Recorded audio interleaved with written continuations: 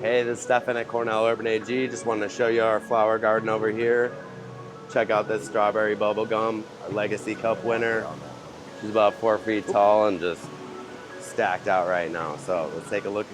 We've got some sour citrus kush, our sour mango. We've got our starburst over here. It's orange starburst, super fruity, juicy.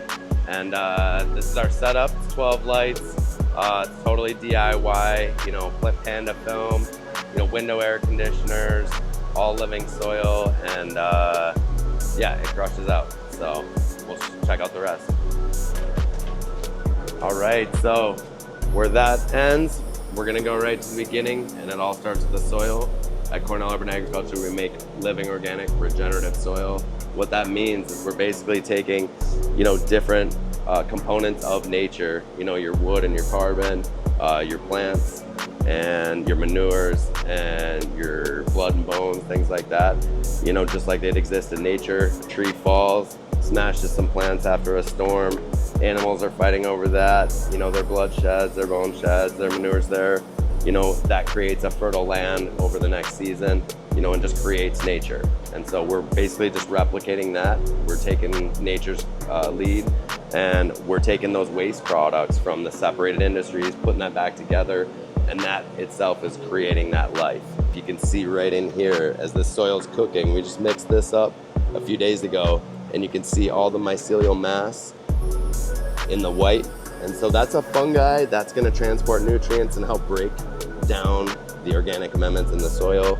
You can see our rice hulls in here that help break it apart, create porosity.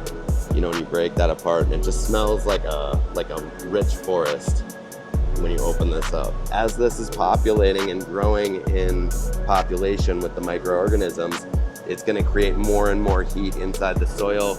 That's gonna raise all the way up to about 155 degrees. That'll sterilize and kill off any bad bacteria. As those proliferate, they'll consume all the food that they want, and then they'll start dying off. That temperature will come down, and then all of a sudden, the other life that likes the lower temperatures, you know, is gonna start to flourish.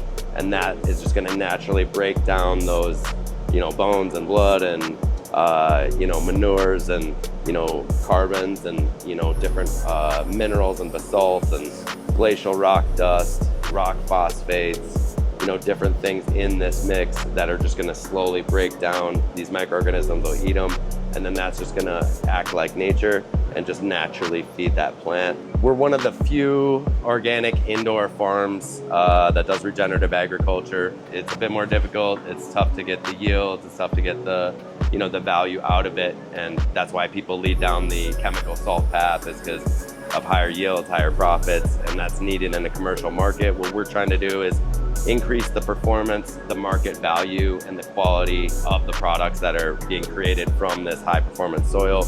And in turn, you know, that's gonna help us compete against a lot of those other products, not only in yields, but in, you know, a higher dollar value, you know, higher market demand. You know, we think with that example, we can help pave the way for other people to really, you know, show the market demand of this type of product, you know, and the differences that you'd expect to have something, you know, that's from nature under quality control conditions inside.